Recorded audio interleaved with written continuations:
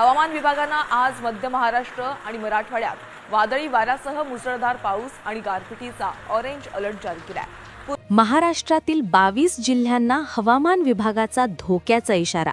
संपूर्ण महाराष्ट्रात अवकाळी पाऊस आणि गारपीट थैमान घालणार। 2 दिवसापूर्वी महाराष्ट्रात तुरळक ठिकाणी भयानक पावसाला सुरुवात झाली होती, पण ती विखुरलेल्या स्वरूपात होती। पण काल जेव्हा पुण्यात दुपारी पाऊस सुरू झाला तेव्हा अक्षरशः रस्त्यांना नद्यांचे स्वरूप आले, तर काही ठिकाणी झाडे पडली आहेत। झाडे पडून काही लोकांचा दुर्दैवी अंतही त्याच्यात झालाय। अहिल्यानगरमध्ये गारपीट झाली, तिकडे रत्नागिरी, मराठवाड्यातील काही जिल्हे तसेच विदर्भ, उत्तर महाराष्ट्र यातील काही जिल्ह्यांमध्ये गारपीट झाली होती। पण आजचे संकट खूप जास्त आहे, कारण की आज जो अवकाळी पावसाचा तडाखा आहे, जी गारपिटीची शक्यता आहे, तर ती भयानक पटीने वाढली आहे। कारण की 22 जिल्ह्यांना आज धोक्याचा इशारा देण्यात आलाय। कारण आज फक्त गारपीट नाही, तर गारपिटीसोबत भयानक चक्रीवादळाचा धोकाही सांगण्यात आलेला आहे। होय, तुम्हाला खोटे वाटेल, कालही पुण्यामध्ये तसेच अहिल्यानगरमध्ये जेव्हा पाऊस अचानक सुरू झाला तेव्हा लोकांना वाटले थोडेफार पाऊस होऊन बंद होईल, पण जेव्हा पावसाच्या 5 मिनिटांनंतर जेव्हा गारपीट सुरू झाली तेव्हा लोकांना भीती वाटायला लागली होती। त्यानंतर इतका सोसाट्याचा वारा सुटला की अक्षरशः झाडे पडली आहेत, गाड्या बुडाल्या आहेत, तर इतकी भयानक परिस्थिती झाली आहे। पहा, गेल्या 70 ते 80 वर्षांमध्ये घडले नव्हते इतकी भयानक परिस्थिती आता घडली आहे। आता काल पुण्यामध्ये तसेच अहिल्यानगरच्या काही भागात, मराठवाड्यातील काही जिल्ह्यांमध्ये, तालुक्यांमध्ये जो पाऊस झालाय, आता त्याची व्याप्ती वाढणार आहे आणि आज 22 जिल्ह्यांना धोका वर्तवण्यात आलेला आहे। आज दुपारपासूनच वातावरणामध्ये अचानक बदल होणार आहे, त्यामुळेच स्वतः मुख्यमंत्र्यांनी 22 जिल्ह्यांची यादी वाचून दाखवली आहे। 22 जिल्हे संपूर्ण महाराष्ट्रातील महत्त्वाचे जिल्हे आहेत, ज्याची लोकसंख्या देखील प्रचंड आहे। त्यामुळे मुख्यमंत्र्यांनी घराबाहेर पडू नका असे आदेश दिले आहेत। यासोबत उरलेले जे 14 जिल्हे आहेत, तर त्या 14 जिल्ह्यांमध्ये देखील येलो अलर्ट आहे। त्यामुळेच आज महाराष्ट्रामध्ये अतिशय तातडीच्या सूचना देण्यात आल्या। सकाळपासून जरी तुमच्या जिल्ह्यामध्ये ऊन पडलेले असेल, तरी उष्णता वाटत असेल, तरी सावध होऊन जा। या 22 जिल्ह्यांमध्ये जर तुमच्या जिल्ह्याचे नाव आले तर तुम्ही ताबडतोब सावध होऊन जायचे आहे। त्यामुळे व्हिडिओच्या माध्यमातून आज आपण अतिशय महत्त्वाची माहिती आज आपण घेतोय। यामध्ये सगळ्यात आधी आपण त्या 22 जिल्ह्यांची, धोकादायक 22 जिल्ह्यांची यादी आज आपण घेणार आहोत। कोणते ते 22 जिल्हे आहेत की जिथे चक्रीवादळासह भयानक गारपीट होणार आहे, कुठे ढगफुटी सदृश्य पाऊस त्या ठिकाणी होणार आहे, काय खबरदारी सरकारने घ्यायला सांगितलेली आहे, सगळी सविस्तर माहिती आज व्हिडिओच्या माध्यमातून आपण घेणार। पहा, हा व्हिडिओ अतिशय महत्त्वाचा आहे, त्यामुळे या व्हिडिओचा एकही क्षण तुम्ही स्किप करू नका। व्हिडिओ जर तुम्ही मध्येच बंद केला तर कदाचित तुमच्या जिल्ह्याचे तरी यादीत नाव असेल तर तुम्हाला मोठा धोका होऊ शकतो। अतिशय कमी वेळात वेळ न वाया घालवता आपण व्हिडिओला सुरुवात करणार आहोत आणि सगळी सविस्तर माहिती घेणार आहोत। संपूर्ण महाराष्ट्राला हादरवणारा धोक्याचा इशारा देण्यात आलाय। 1-2 जिल्ह्याला नाही तर तब्बल 22 जिल्ह्यांना धोक्याचा इशारा देण्यात आला। तुम्ही बातमी देखील पाहिली असेल। कालपर्यंत काही ठिकाणी फक्त तुरळक ठिकाणी गारपीट होत होती, तर काही ठिकाणी फक्त थोडाफार पाऊस येत होता। पण आज 22 जिल्ह्यांमध्ये भयानक गारपीट, त्यासोबतच चक्रीवादळाचा धोका वर्तवण्यात आलाय। कारण की महाराष्ट्राच्या दक्षिणेकडून ढगांची एक अशी फौज निघाली आहे। हे ढग असे आहेत की जे साधारण नाहीयेत। या ढगांची उंची काही किलोमीटर इतकी आहे आणि त्यांचे वजन हे नेहमीच्या ढगांपेक्षा 10 पटीने जास्त आहे। हे ढग काल फक्त पुणे, अहिल्यानगरच्या काही भागांमध्ये बरसले, पण आता त्यांची व्याप्ती आता वाढली आहे, कारण की दक्षिणेकडून पुन्हा आणखी मोठ्या प्रमाणामध्ये ढग त्याला येऊन जोडले गेले आहेत आणि आता संपूर्ण 22 जिल्ह्यांवर राक्षसी वेगाने हे कोसळणार आहेत।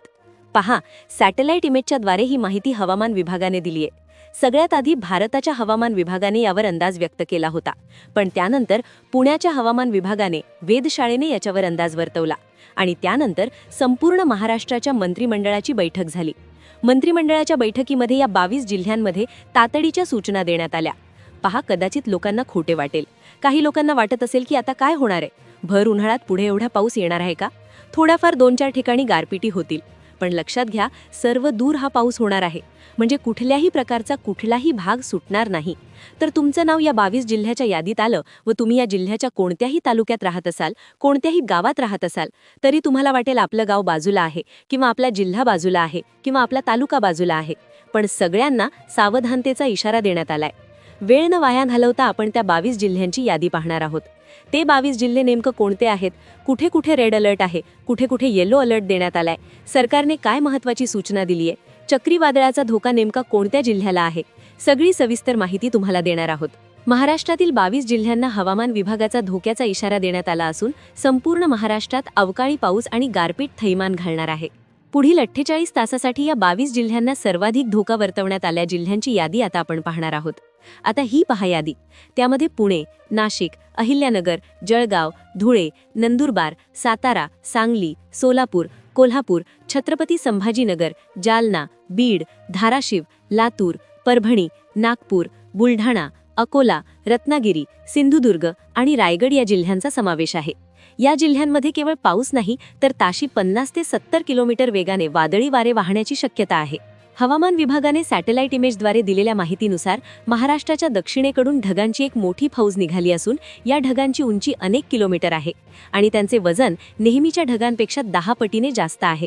हे ढग राक्षसी वेगाने या 22 जिल्ह्यांवर कोसळणार असल्याचा अंदाज पुण्याच्या हवामान वेधशाळेने दिलाय. या परिस्थितीमुळे पिकांचे, विशेषतः द्राक्ष, आंबा आणि कांदा पिकांचे अतोनात नुकसान होऊ शकते. काही ठिकाणी ढगफुटी सदृश पाऊस होऊन सखल भागात पाणी साचण्याची आणि जनजीवन विस्कळीत होण्याची दाट शक्यता आहे. हा पाऊस सर्वदूर होणार असल्याने कोणत्याही तालुक्याने किंवा गावाने स्वतःला सुरक्षित समजू नये, असे आवाहन प्रशासनाने केले आहे. अशा भयानक नैसर्गिक संकटाच्या काळात नागरिकांनी विशेष खबरदारी घेणे गरजेचे आहे. सर्वात महत्त्वाचे म्हणजे विजांचा कडकडाट सुरू असताना विनाकारण घराबाहेर पडू नका आणि चुकूनही झाडाचा आश्रय घेऊ नका, कारण अशा वेळी झाडावर वीज पडण्याचा धोका सर्वाधिक असतो. घरातील टीव्ही, फ्रीज किंवा इतर इलेक्ट्रॉनिक उपकरणे बंद ठेवावी, जेणेकरून व्होल्टेजमधील बदलामुळे नुकसान होणार नाही.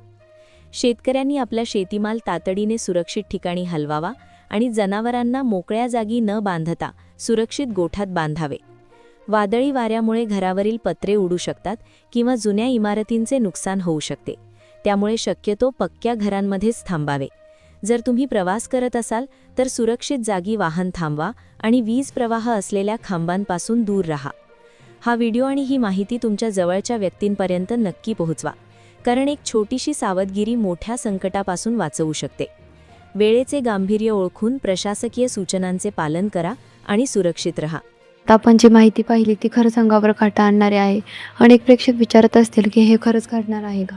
तर बघा, हवामान विभागाने हा एक इशारा सॅटेलाइट इमेजवर आधारित असतो. गेल्या 24 तासात आपण पुणे आणि अहिल्यानगरमध्ये जे अनुभवलं ते कोणालाही अनपेक्षित नव्हतं. उन्हाळ्यात नद्यांना पूर येणं ही एक साधी गोष्ट नाही, ही निसर्गाची बदललेली चक्र आहे. त्यामुळे या माहितीत हलगर्जी होऊ नका. अनेकदा आपण वाट पाहतो की पाऊस पडल्यावर बघू, जेव्हा गारपीट सुरू होते तेव्हा वेळ निघून गेलेली असते. म्हणूनच हा व्हिडिओ बनवण्यामागचा उद्देश भीती घालणं नसून तुम्हाला वेळेत सावध करणं हा आहे. विशेषतः माझ्या शेतकरी बांधवांना मला विनंती करायची आहे. द्राक्ष, आंबा आणि कांदा उत्पादक शेतकऱ्यांचं यंदा काहीच खूपचं नुकसान झाले. जर तुमच्या भागात ढगाळ वातावरण दिसत असेल तर शक्य असलेला माल सुरक्षित ठिकाणी हलवा. आणि हो, पावसाळ्याच्या वेळी वीज पडण्याचे प्रमाण सध्या खूप वाढले. झाडाखाली उभं राहणं ही सर्वात मोठी चूक ठरू शकते. तुमच्या आजूबाजूला कोणी कामात व्यस्त असेल त्यांनाही घरी बोलवून घ्या. ही एक केवळ शक्यता असली तरी सावधानता बाळगणं कधीही चांगलं. प्रशासनाने दिलेल्या सूचनांचं पालन करा आणि या फोनवर विश्वास ठेवू नका. अधिकृत बातम्याकडे लक्ष द्या. आता मला तुमच्याकडून एक मदत हवी आहे. तुम्ही हा व्हिडिओ महाराष्ट्राच्या कोणत्या जिल्ह्यातून आणि कोणत्या गावातून पाहत आहात हे तुम्ही खाली कमेंट्समध्ये नक्की सांगा. तुमच्या भागात स्वतः पावसाचं वातावरण कसं आहे, ऊन आहे की ढग आहेत, हे कमेंट्समध्ये लिहिल्यावर इतर प्रेक्षकांनाही त्यांच्या भागातील परिस्थिती समजायला मदत होईल. आम्ही प्रत्येक कमेंट वाचतोय, त्यामुळे तुमच्या भागातील अपडेट नक्की द्या. व्हिडिओ आवडला असेल तर, माहिती महत्त्वाची वाटली असेल तर लगेच लाईक करा. तुमच्या एका लाईकमुळे हा व्हिडिओ खूप गरजू लोकांपर्यंत पोहोचायला मदत होते. शेवटी एक गोष्ट महत्त्वाची, पण हवामान अंदाज ही एक शक्यता असते. वारे किंवा वादळांची बदललेली तर या थोडाफार बदल होऊ शकतो, पण सावध राहिलेलं कधीही चांगलं. या हेतूने आम्ही ही माहिती तुमच्यापर्यंत पोहोचवली आहे. आणि ही माहिती अचानक भयानक आणि आहे असं म्हटलं जाते, कारण निसर्गाचा वेग कोणालाच मोजता येत नाही. त्यामुळे घरात राहा, सुरक्षित राहा आणि आपल्या कुटुंबाची काळजी घ्या. चॅनलवर नवीन असाल तर सबस्क्राईब करायला विसरू नका, कारण हवामानाचा प्रत्येक बदल आम्ही तुमच्यापर्यंत पोहोचवत राहू. भेटूया पुढच्या महत्त्वाच्या अपडेटमध्ये. धन्यवाद. जय हिंद, जय महाराष्ट्र.